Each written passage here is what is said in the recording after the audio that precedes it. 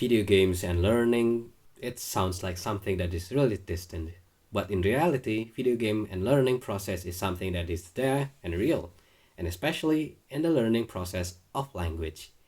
Today, I'm going to talk about how video games enables language learning despite all the barriers of language and how video games are not designed for learning. Sometimes they are just for fun. Now, I'm going to take an example from a well-known video game called Counter-Strike. It is a game played by people all around the world, including Indonesia, the West, Russia, China, Japan, and other places. Well, of course, we have to realize that there's the language barrier between these nations, especially from Indonesia to America and Russia. But because people play video games and they learn through the games on how to reach certain achievements, this sometimes help in reaching the achievement of language. For instance, in Counter-Strike, there's the game mechanic of defusing a bomb. And in the video game, as it is in English, there's the command that says defusing or maybe planting the bomb. Well, in Indonesian, there's no word of defusing or planting. And in Russian, there's none as well.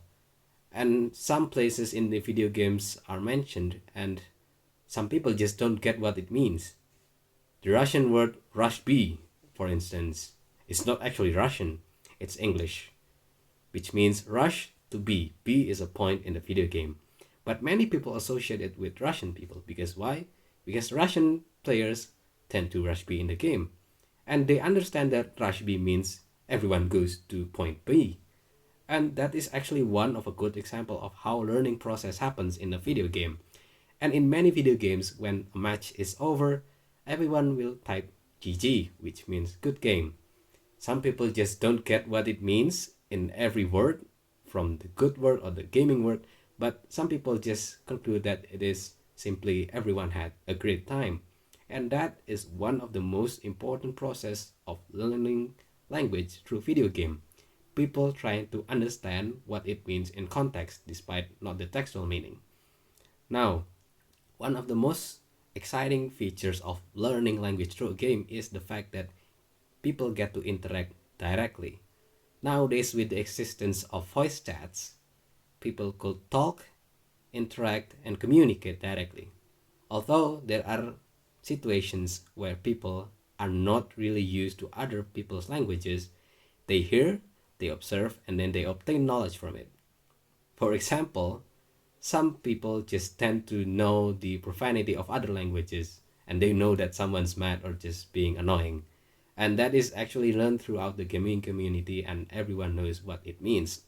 Eventually, people would understand that the language is from certain nation and the meaning has its own. Now, video games is not limited to only having fun. As I said before, it's also inducing learning process to everyone, although in a very special and odd way.